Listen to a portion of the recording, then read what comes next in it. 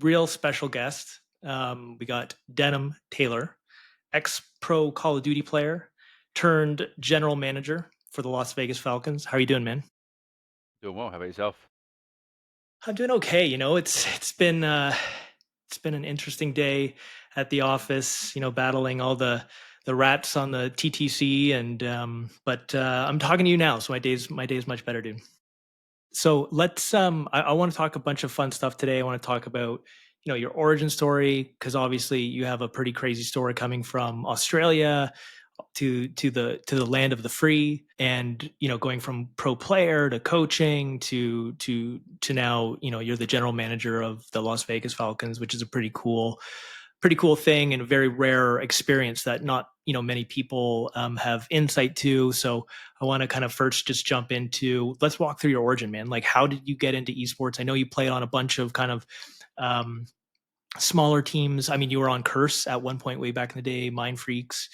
So walk me through about like how you got into playing professional Call of Duty. At what point did you think that this is what I'm going to focus on and actually take this challenge of trying to go pro? And how did your parents feel about it too? Yeah. Well, I think my origin kind of started when I was in grade seven, going to grade eight.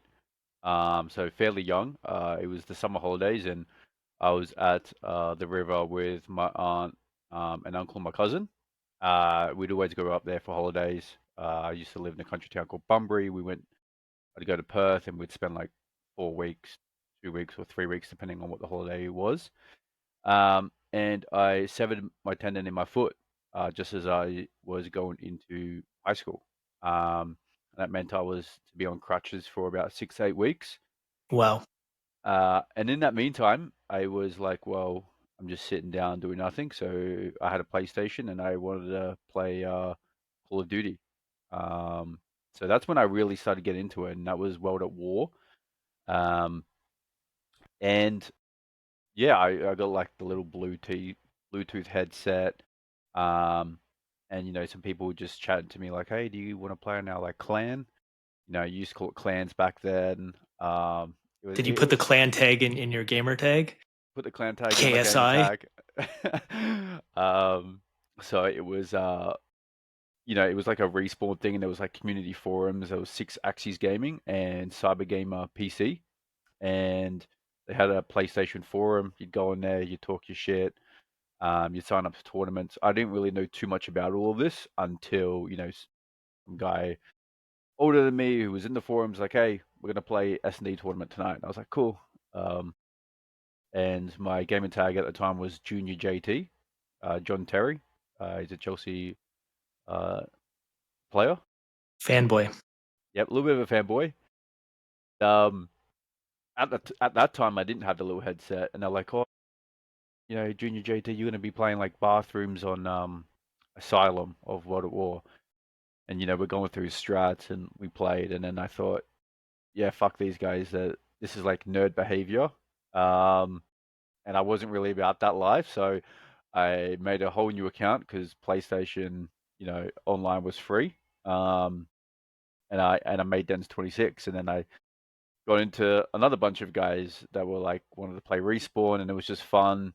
It wasn't as nerdy as the people before, and yeah, that's how I kind of started my kind of journey into competitive gaming. I then got signed up to these tournaments. They're like, hey, you can win $100 here or $50 there, and I kind of gave it another chance. And I kind of kept my first alias as a bit of a secret. It was quite hidden, um, and I hid that for like 4 or 5 years. And then I told the guy at the time, I was like, hey, do you remember this? Yeah, that was me. I just thought you guys were a bunch of nerds, and now here I am. Was it? I thought you said it was originally Bootylicious was your original tag. Yeah, at the age of 11, 12, yeah, I was definitely eating ass on the regular, so that's definitely why. Uh, did you play with these guys in terms of, like, you were saying you were entering these online tournaments?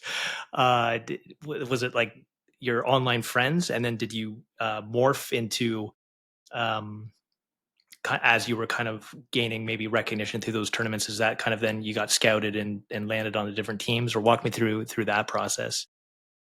Yeah, I think being in Australia and playing just like the public playlist, it was quite small, so it was kind of like, hey, there's only like 10 decent people. And they're like, yeah, like this guy's on headquarters 24/7 playing. He's got good stats, good KD, good that. That's literally back in the day how you kind of got scouted was just through the public playlist. So they weren't my friends or anything. It was just a bunch of random guys, and I would have been, yeah, like grade 7 going to grade 8, like 12 or 13 at the time. So all these other older guys, they'll sign us up to competitions, and I'll just rock up and play. Have a fat TV. I sat about this close to it. It was way bigger because I was trying to sound tour because where that kind of gaming station was, it was kind of like near the kitchen, and then there was the living room across. So like my dad and my mum were watching TV shows, and they're like, I got to keep it quiet. So um, yeah, I was like, it was only like on 5 volume or whatever the case was, and my head was just stuck to the TV. But yeah, won some money, and that's kind of where I went through the ranks. Um, So and then walk me through. Then you came over to America with at that point with Reciprocity. How how was that journey? Like, had you been to America before then? How was that transition? And it was, you're probably a little bit scary too. You're leaving all your friends and family behind, coming to a new country with teammates that you may or may not have known before. What walk me through that process? How did that feel, and what were some of the challenges of that? yeah, well, I think at very first, I think it was Black Ops 2 that I was watching COD Champs when my friends showed me and goes, oh, and then I thought at the time, I was like, if they can win millions of dollars, if Parasite can win this, like they didn't look anything special. So that's when I really went for like the hunt to kind of, go over to America. And my first year playing at like that kind of high competitive level, was able to come over. I was in 2014 and then in 2015, and I showed some good promise. Um, and So you obviously, did, sorry, so you did compete in America back in 2014. yes, that was COD Oh, Champs. okay. Sorry. Okay. So that was with Trident T1 Daughters, also then got picked up as Curse. Uh, Okay. and then I made the move over to Mindfreakers in 2015. Uh, I've been to America a couple times, but it really, like, I didn't really know how big it would kind of blow up to be. And obviously, you kind of have relations with the Europeans, being Australia, they have the banter, the jokes, the sarcasm is quite natural. While the Americans, you're like, I'll see you later. And they're like, when?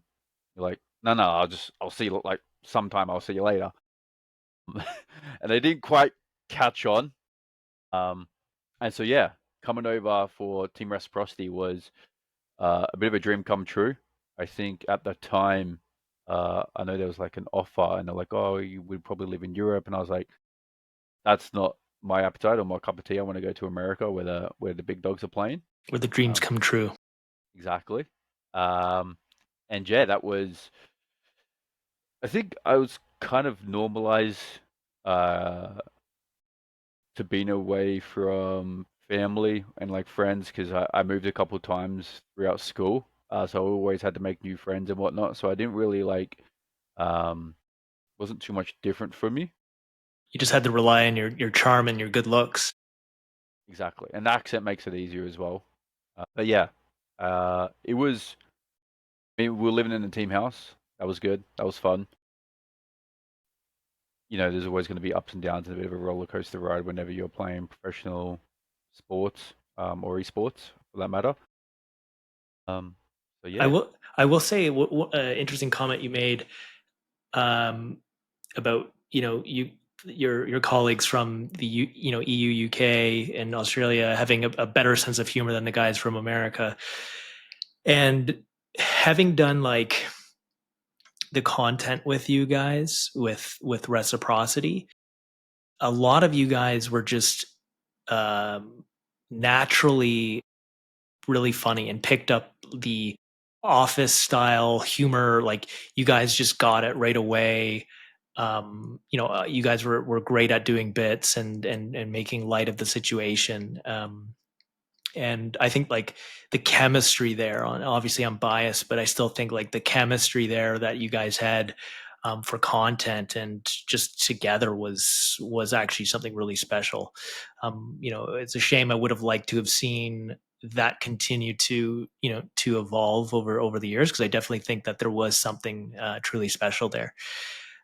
So let's talk a little bit about, so your ex pro player, then you were coach for a bit. That was for New York, I think. Yeah, so after um, Reciprocity, and then there was Paris Legion, which was the COVID year and the first year of the CDL. I was kind of at a crossroads where I was like, hey, like I didn't get picked up. I still felt I was good enough, but if I want to make a career in esports, I really got to kind of take a step back and see what the realistic options are. And for myself, just like anybody, stepping away is always a difficult decision. You don't want to, and you always think you're good enough to do that. But yeah, I guess for the longevity and the future for myself, it was like, well, I'm going to go into this kind of coaching element, and kind of see where that lands me.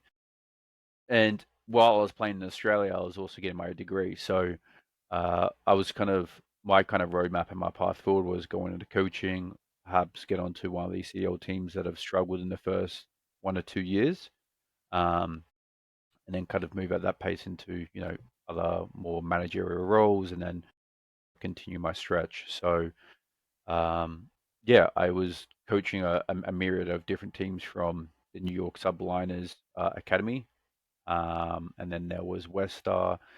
The Challenger teams are always just a bunch of, after an event, they could get picked up, and you kind of have to be pretty flexible and adaptable.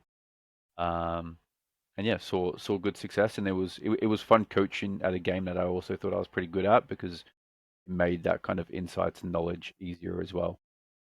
Right. And so how, and then so you went from coaching to then landing a more operational role with Oxygen, and now with obviously the Falcons. And then with Falcons, specifically the Las Vegas Falcons, you let's talk a little bit about, you played a very pivotal role in kind of the formation of getting that off the ground, and one of the kind of, I would say, one of the founding employees, right? At least, especially on the North American side. Walk me through that process. How it's a pretty unique position, and kind of being there from inception. So share that experience. Yeah, so for me at the very beginning, um, this was at a time where the Oxygen had a bit of instability, and I was kind of uh, extending, my branches out to some of the networks I had. And I thought, hey, Team Falcons is rumored to come in, and they're a new team. They're a Saudi organization, and coming into the North American ecosystem is a little different, especially in the Call of Duty League. Um, I reached out. We kind of got a chat going, and from, I think it was like late September, pretty much, it was like, all right, let's lock and load it, and we got to get two teams out here in under 60 days.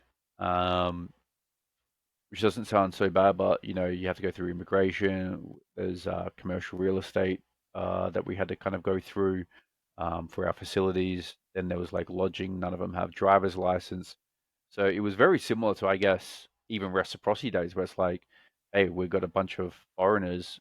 How are we going to logistically make them feel as comfortable as they would at home, and be able to support them throughout this kind of, this dream of theirs as well. Um, being an international person as well, kind of, I knew the kind of the pain points that they were going through, and the challenges and the struggles.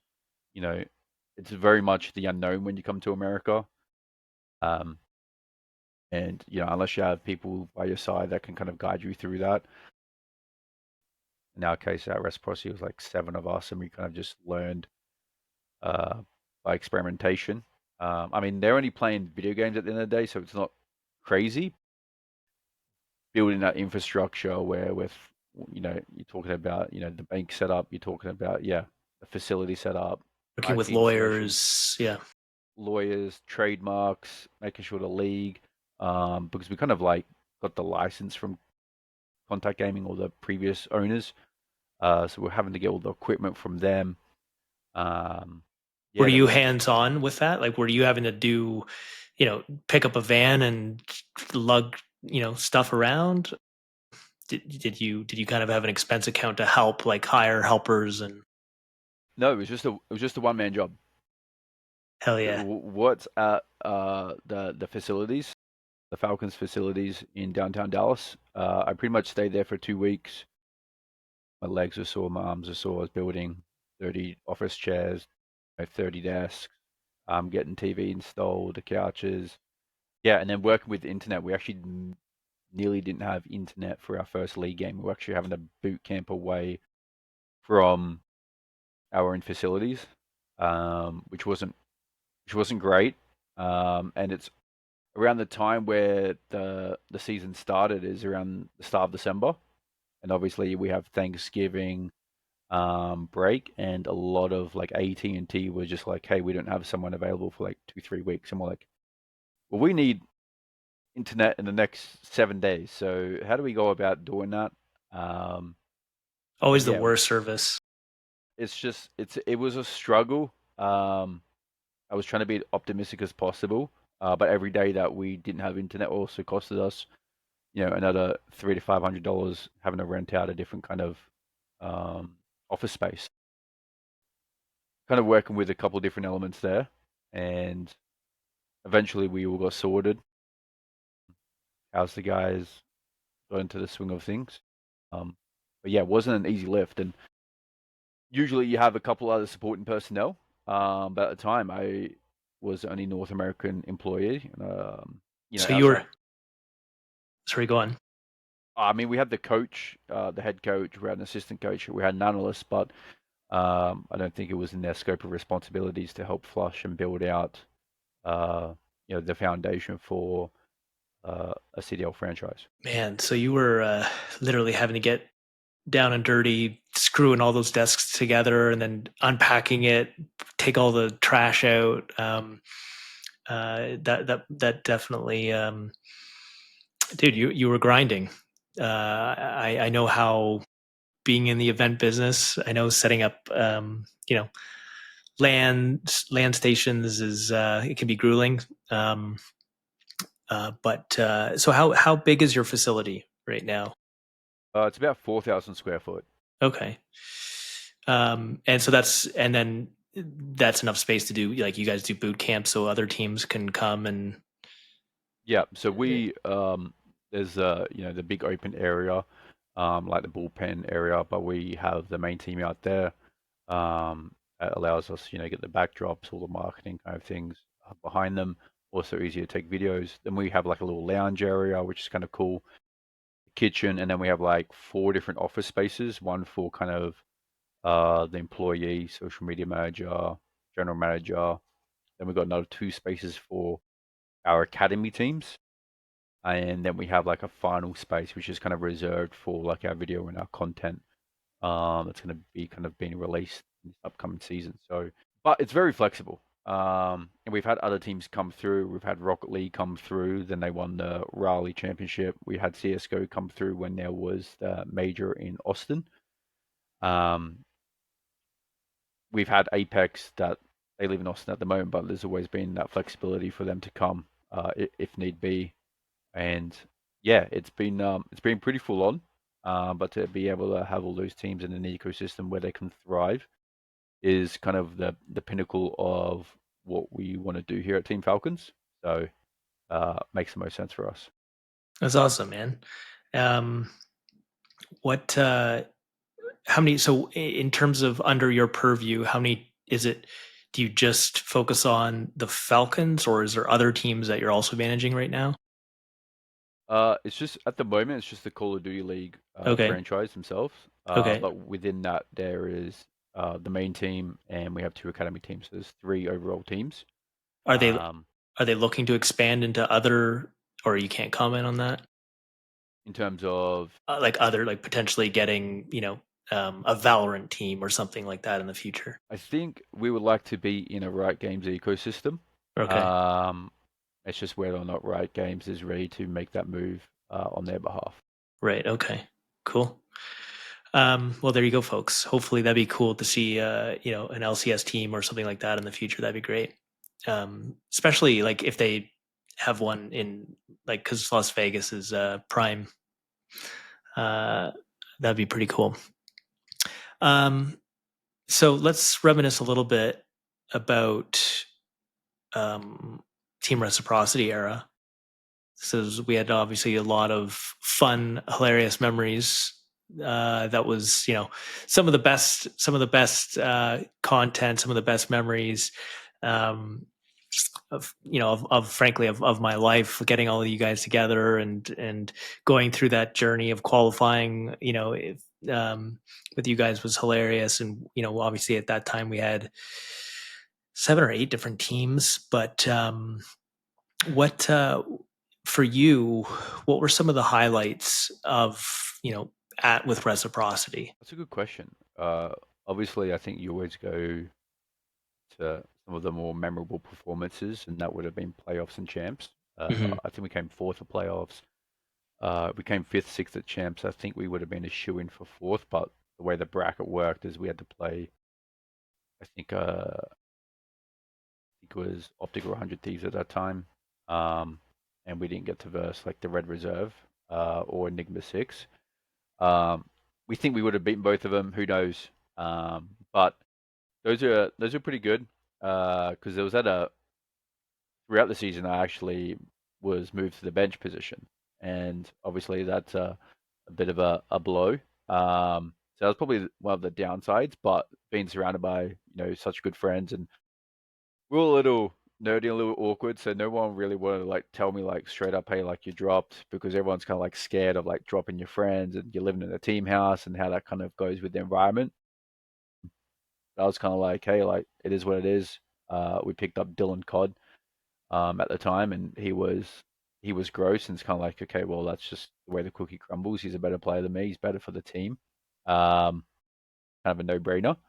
And then I kind of got a fortunate opportunity where Tom was battling with a mental health issue, and I kind of got brought back into the lineup, and you kind of got to make those chances count. Yeah, I think it was the Anaheim event. We actually didn't finish that well. I think it was eighth or like 12th or something. Like our map win record was like 70%, and that was like the same as United and 100 Thieves. So unfortunately, it was just like one series we slipped up on, and it kind of cost us. So that was, it's the highs and lows of esports, and it's always fun.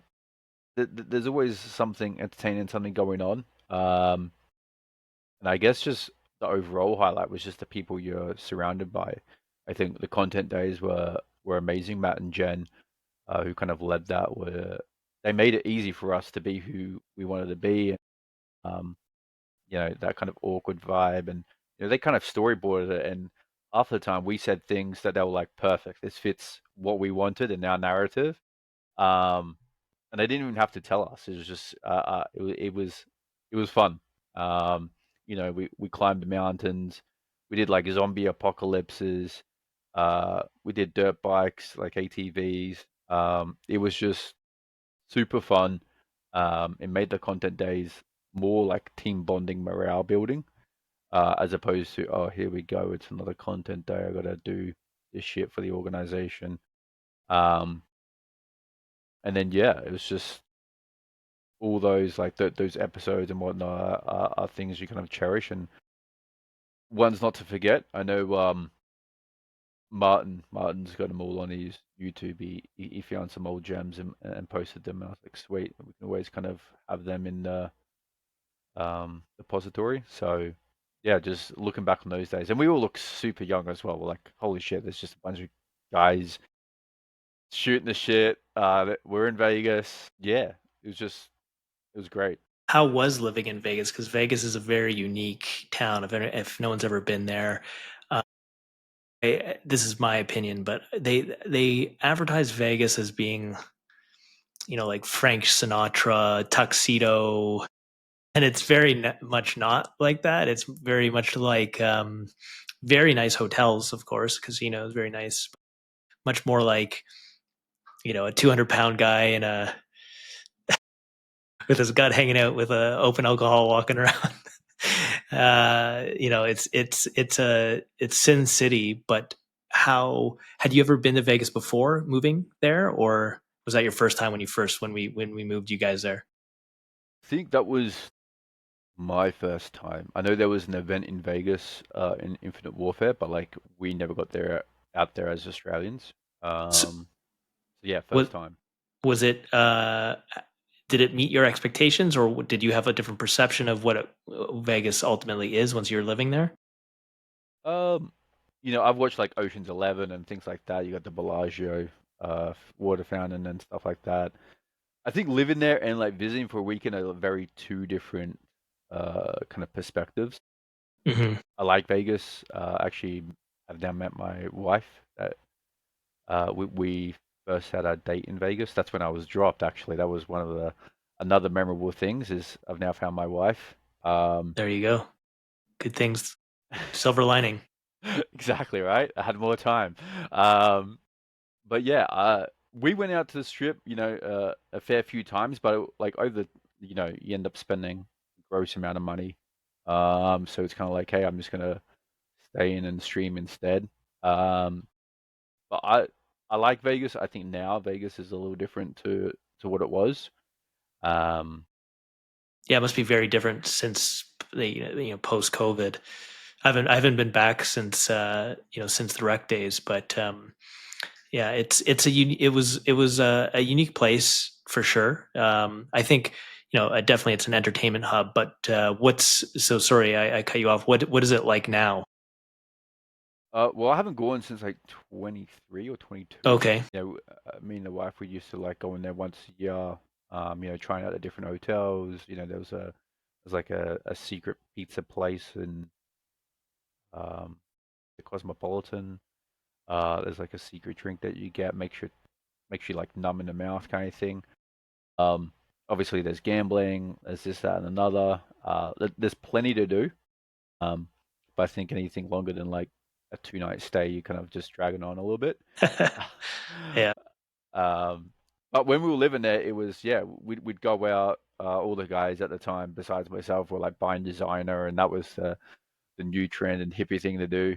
Um, what and so now, and you can be honest at this point.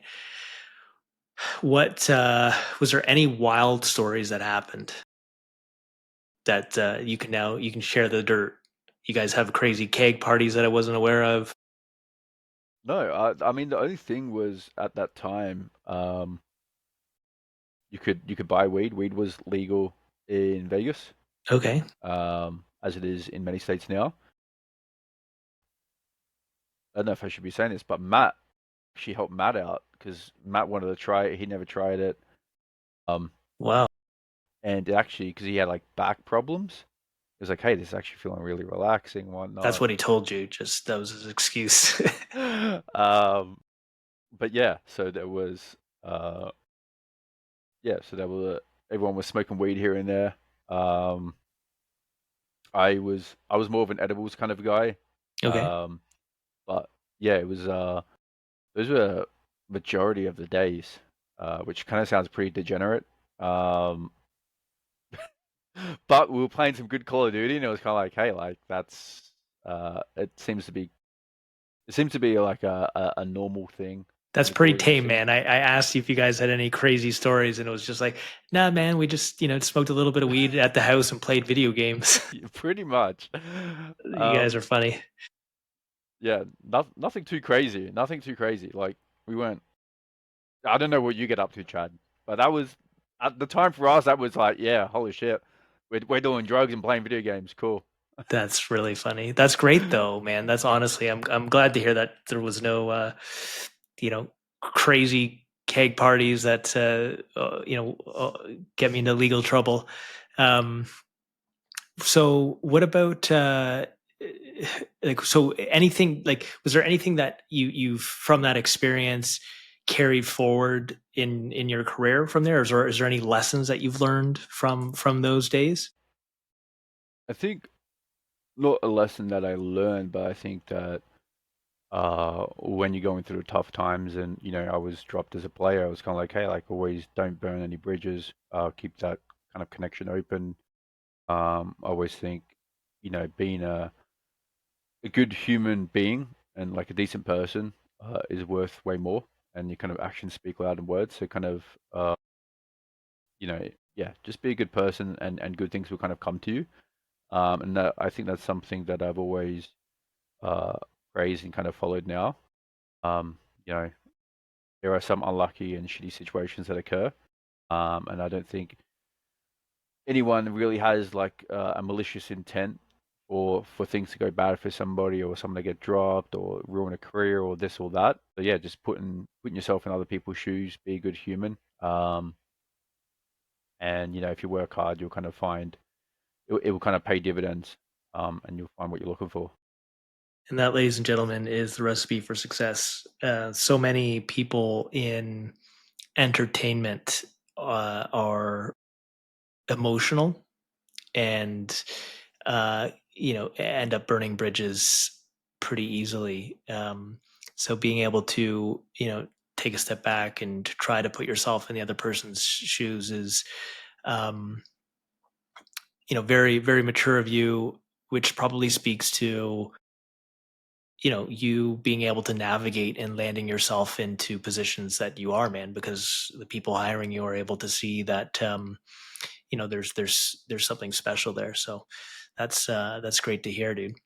um so talking a little bit about, I guess, just the current landscape of Call of Duty esports, and anything that's NDA, of course. I understand, but what do you like? What are you kind of most excited about that's upcoming, and where do you kind of hope to see the league continue to evolve to? If you can share that. Yeah, so I mean, the CDL is going through what most esport titles are going through at the moment, Hmm. and that's trying to find a way to become sustainable. I think a lot of capital injections is null and void now, and it's how smart you are in the allocation of that. For the CDL specifically, obviously there's multiple stakeholders at play, that kind of determine any decisions that you want.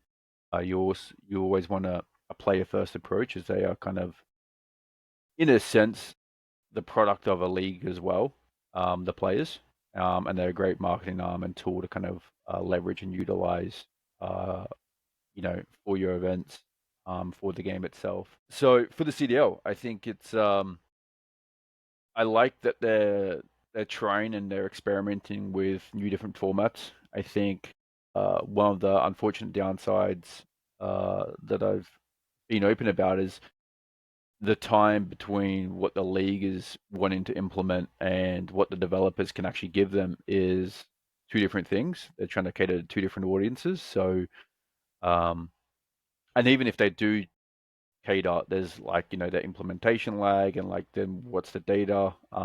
Is there like the impact lag now? So by the time that all happens, it's like a different cycle. That's 2 months later down the track. Pros have got like a GA kind of committee, so they've kind of gone through that. So the league has had to make changes that are non-developer decisions.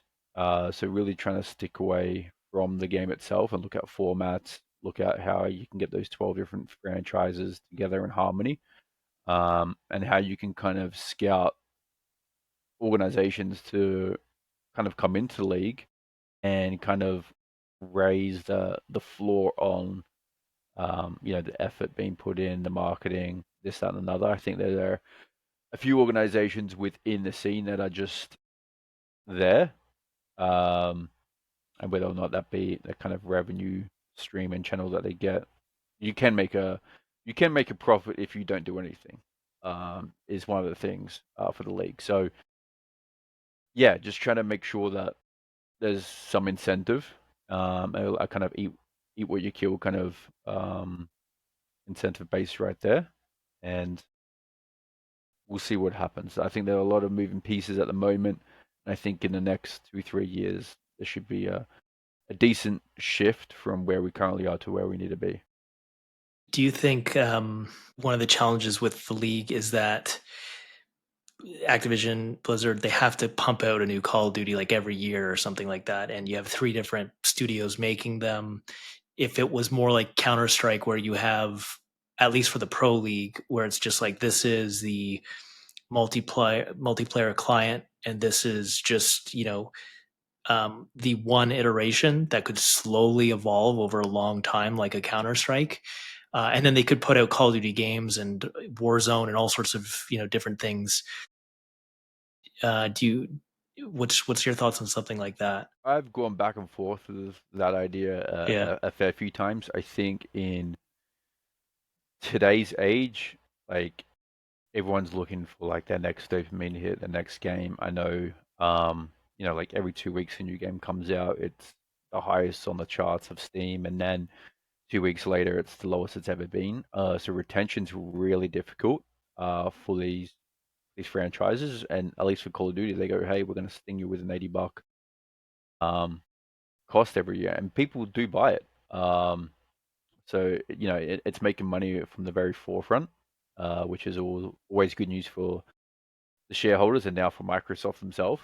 I think having a marketplace, a secondary marketplace for Call of Duty and their skins and whatnot, similar to how CS:GO does, there is another opportunity for to be able to cash out on those transaction fees and this, that, and another. But how does that kind of impact the microtransactions that they currently have going is another question.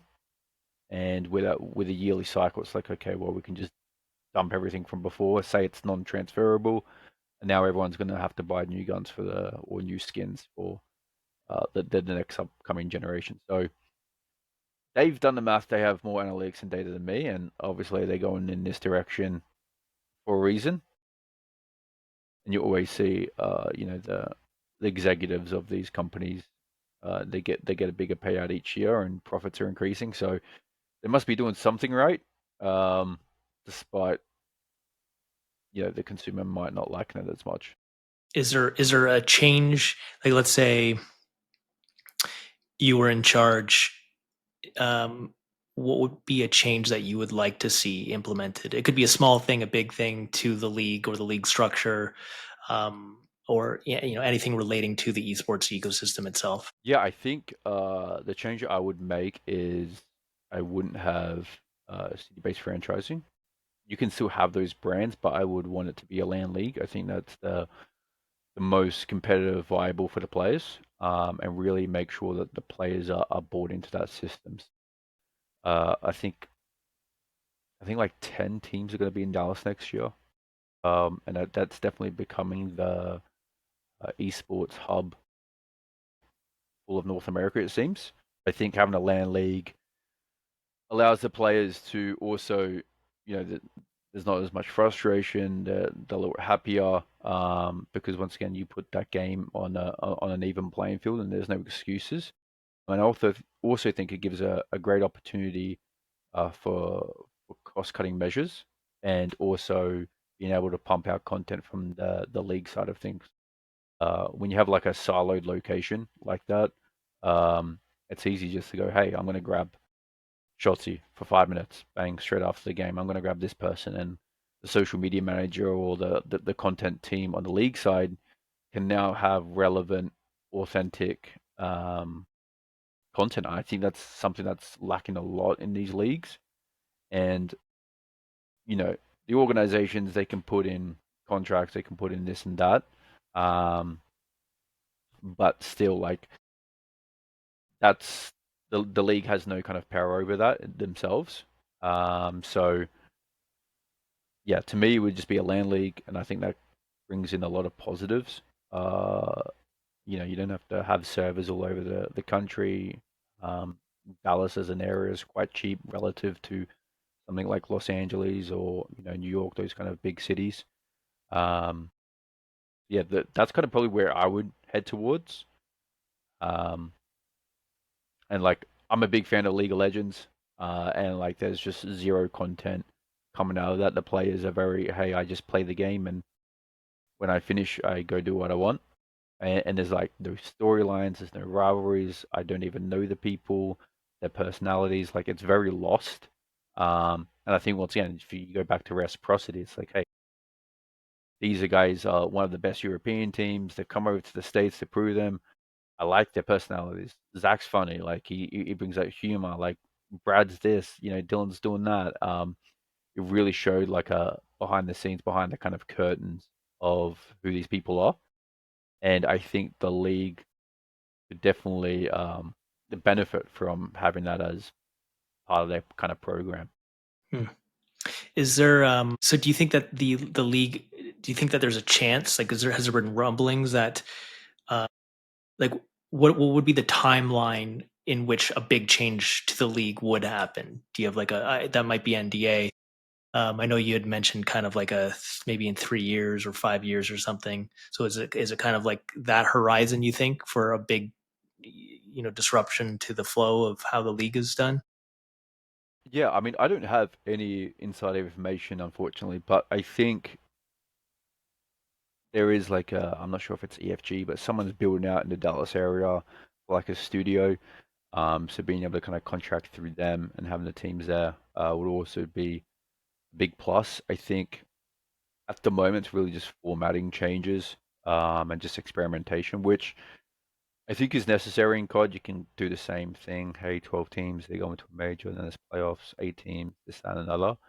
Um, but even myself, I've looked at like kind of different titles themselves. It's like Valorant has like a Mario Kart style catch up. So towards the end of the season, you get more points and things like that. So when it does come to champion, like the champs, uh, the teams that are actually peaking at the right time actually being rewarded, as That's opposed kind of to cool, yeah. some other teams. And like you got to balance like having like a decent season versus only having one good month. Um, That's true. I could see devil's advocate on both, both sides of that argument. I'm sure some people like that, and some people don't. Definitely, it gives a second wind opportunity. So it's kind of a cool idea. Um, so, what kind of switching to we're coming close to the hour here. So just kind of some rapid fire fun questions to get to know Dens a little bit. So you don't, I think we spoke before, you don't play a ton of Call of Duty. Obviously, you got to watch it all the time. But what other games do you play in your free time? yeah, at the moment, what are we? We're October the 1st, so League of Legends is ramping up to Worlds. So when I was in Australia, I'd watch a lot of LCK, which is the Korean League of Legends, and they are the best teams by far in the world, um, only rivaled kind of by China. So I had really good time zones to watch that when I was in Australia, and I kind of stay up to like 1, 2 a.m. On the west coast of America, to watch it. So league's big. I'm not gonna lie, I'm a bit toxic. I like What TFT. rank are you? At the moment, I'm Emerald 4, so I'm not great, but not bad. I'm I probably see. like average, right? Um, I play TFT, Team Fight Tactics. That always gets the brain ticking. Probabilities, auto chess. Outside of that, there's nothing really going on too much outside of that. I think Are you going to come these back to Path of Exile at some point? I did start a Deadeye character, but I haven't got far. I think I'm only like level 20 or whatnot. Um, I find it y- hard to restart in any of those kind of action RPGs because I personally hate restarting, but specifically, at least where Path of Exile 2 is right now, is like things, like I just want the full game. Like I feel like they're really milking. I'm actually really disappointed because I think they're one of the most purist, like elitist, hardcore in their subject matter expert. Like they I think they do the best at what they do, but I feel like they've really milked this. I guess you would say year long beta, and I'm just waiting for like the actual full game with the other classes that come out and the full campaign, because I don't want to play like I guess they have a new act now that I'm still kind of playing through, but great game. But I'm looking forward to that actually, finally fully releasing. But interesting note on that game is when we were talking about you were talking about Call of Duty bringing skins. They are actually keeping their word, which is the first time I've ever seen this, for me at least, in any game that I've played, where they are actually bringing all of the skins from Path of Exile 1 over to Path of Exile 2, and it's a slow like trickle feed. But and I had bought like a ton of MTX, but I check it like every couple months, and it's slowly filling in, which is actually really cool that they kept their word. And considering the huge inventory that they have, it just goes to show you that like if another publisher wanted to do it, it can be done. So this nonsense of like it's like it can be done. Um, but yeah, I think it's still probably the best. As much as I love the Diablo franchise, like I'm a big fan, I still think it's the best action RPG. I just think they're killing it, but it really needs all of the classes and the full game to come out. Um, so, in terms of what about movies or TV shows? What's TV shows are you watching right now? TV shows I'm watching right now is Hell's Kitchen. Hell's Uh, Kitchen. yeah, Interesting. just keeping it easy, just getting someone to shout at someone else for all the fuck ups they do. It's kind of stress relieving. It's like, yeah, that she's a dumb bitch, or like he's stupid for that. Um, I don't know. It's Gordon Ramsay just shouting at somebody for not being able to cook chicken or steak, as their profession is. Yeah, it's kind of therapeutic. I don't know. I definitely get on the train. You got to watch if you like that. You got to watch. It's. I think it's an award-winning show. One of the best shows I've ever seen. It's called The Bear, and it's about the quick synopsis is this pro-level chef. His brother dies and leaves him this little like hole in the wall dinky little restaurant, and he comes back to his hometown to take over this dinky little restaurant and all these amateur hour people working there, and he's trying to turn it into you know Michelin level restaurant, and obviously drama ensues, and he's very short fused and screaming all the time. But if you like I think you'd really watch at least the trailer called The Bear. I think you'll really like that show. I have seen 2 seasons of it. I Oh, haven't. I okay. haven't seen. I think there's. I haven't seen the latest season. Um, but It's yeah, I good think though, that. no? Yeah, it is good. I think the episode where he gets stuck in the freezer is always always good. While everyone's running around with their head cut off, thinking, "Fuck, what do we kind of do now?" Yeah, Um, great show. but yeah, So last question. What is the craziest thing that you've seen in esports in terms of behind the scenes drama that you can share? behind the scenes drama that I could. It could be Um, anything. It could be like a crazy roster play, players freaking out at each other over making a mistake in game, um, any I guess that you can share that won't burn bridges. no. I guess it was it's more of a personal experience actually, which was great. Well, actually, it was during the MLG League in the Columbus days. And there was myself and Fighter in one apartment, and Buzzo and Shocks in another apartment. Um, and we, myself and Buzzo, we were just going back and forth, calling each other fucking idiots and things like that. Um, and Mitch at the time, he has a bit of a temper on him and whatnot. Anyway, he ends up coming over to our apartment and pretty much like knocks the door down and like breaks the kind of the lock seal. Um, So he was and he goes to the gym and he's big and whatnot. Um, I don't want to say I shit myself, but I was like, holy fuck, like this guy's serious. And yeah, it was just over some weird pedantic play. Um, and then the next day we went over it as a team, and uh, we end up like 100 point club in Optic that week. So it was kind of like in Australia, it always felt like the vibe of how you improve was really to just go at each other's necks and throats. And that would kind of get everyone like on track. And coming from Australia, we weren't salaried at the time, so like prize money was like what we were fighting for. Mm. So there was a lot of passion where it's like, if you're fucking up, like you're wasting my time. I've put like a lot of sacrifice on the line, going away from friends, family. Uh, you know, Now I'm doing part-time in uni instead of doing my four. Um, to be out here to try to win, and if I'm not going to win, then it's kind of pointless. So yeah, that was a pretty funny blow up looking back at it.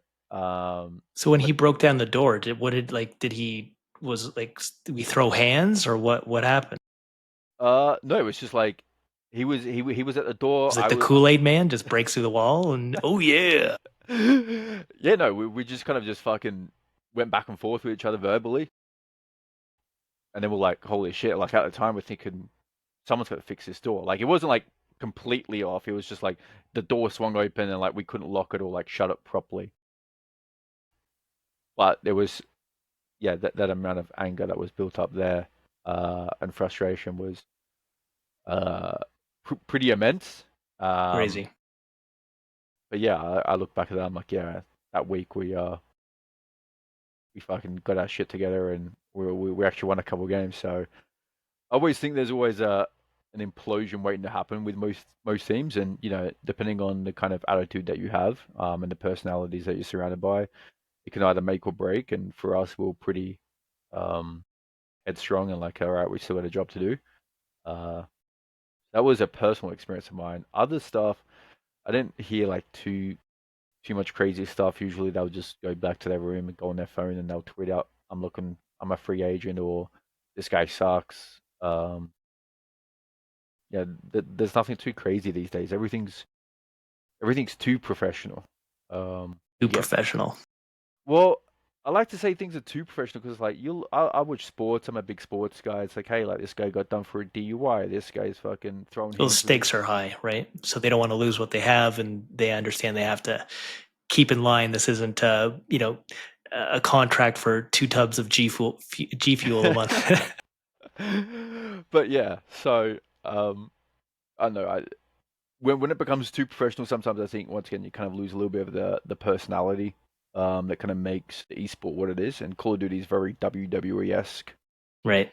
personality. So Is it though? Are we really seeing like Elon Musk level tweets from these guys, or is it just what is I mean, it's not Elon Musk tweets, but like, um, you know, they don't mind going on Twitter after a GA conversation and go, oh yeah, these guys want to keep it in, and the power of community and the power of like someone like the Green Wall going, oh yeah, fuck FaZe, they're pussies, this, that, and another.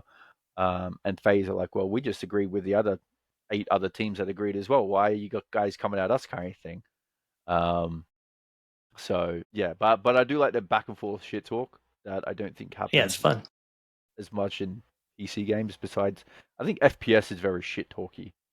Um, Well, it absolutely was, and it was probably one of the most toxic. That's why they made like. Do you remember like the old COD lobbies? And I, obviously coming from background of Halo, like before you jump like big team battle, there'd be 16 people in there, and everyone is just talking the wildest shit you can imagine. Like the stuff that was said was just purposely pushing the envelope to the moon. Like it was just absolutely insane. And then they purposely slowly are like, okay, we got to curve this toxicity. We're going to make it so you can't talk to anybody. And it was always now they've done such a good job. It's purely introverted. Everyone's in private chats, and nobody, at least in Halo and a lot of games that I play, no one's talking. Like everyone's afraid to use the mic, and it's when you play a game like Halo, where Halo is one of those games where it's such a heavy communication is so, and no one's talking. And it's like what? Where before there used to be proximity voices, you could be close to someone, you could talk shit, be like, say all wild stuff that I'd get canceled for. what's the Now, wildest thing you said, Chad? we can't share that today. This is a new era. What's the okay? What's the most wildest shit you said that is now acceptable? Yeah. There's not one thing. I would be canceled if any of. But hey, let's be honest though. Let's be real. I guarantee you, 95% of the pro players, the shit that they've said, if that was actually so on this topic, I had brought this up to with Snipe Down briefly. Activision Blizzard. Now, this is maybe in the last. You can fact check this, and this is real, but I can't. Maybe in the last, let's just say 4 years. It could be earlier, but they've come out with this new AI technology where they are recording voices in the game, and they're storing that, and they're monitoring that language for toxic behavior. Uh, I personally think that's wild, and I'm waiting for like the maybe now times are changing, but I was waiting for like the first big cancellation of such and such player was recorded saying ABC. I was waiting for that headline to come out, but they do in fact record your voice in game and store it and review it for any toxic behavior. Just so you know, pretty wild that they do that. I don't think Activision is the only one that does that Does either. that? I'm sure. Yeah, I think Valorant does that. I think insane. yeah, because I like when you're loading up these things, like hey, it's gonna get recorded and it's monitor this and that. Me, I'm just a big fan of just muting, or blocking, or my favorite is just talking shit back. So um, yeah, that is kind of wild, especially when there's functions and abilities to kind of just Well, that's negate that. completely invasive of privacy, and whatever. I won't go down these tangent. This will take me down. This will take me down a place. But yeah, I think that's.